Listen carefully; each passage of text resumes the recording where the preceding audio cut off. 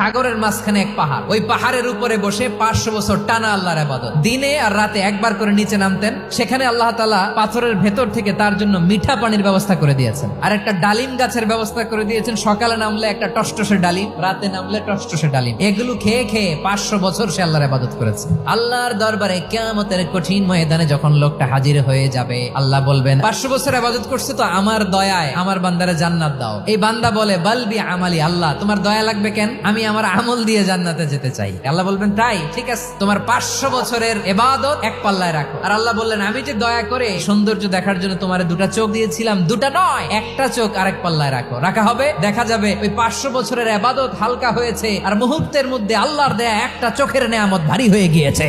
ফলাফল দেখো, হিসাব বলে তুমি এখন জাহান্নামে যাবা, যাও এবার জাহান্নামে যাও। এবার লোকটা কাচুমাচু করে বলে আল্লাহ এবার আমি বুঝতে পেরেছি তোমার দয়া ছাড়া দুনিয়ায় কেউ জান্নাতে যেতে পারবে না।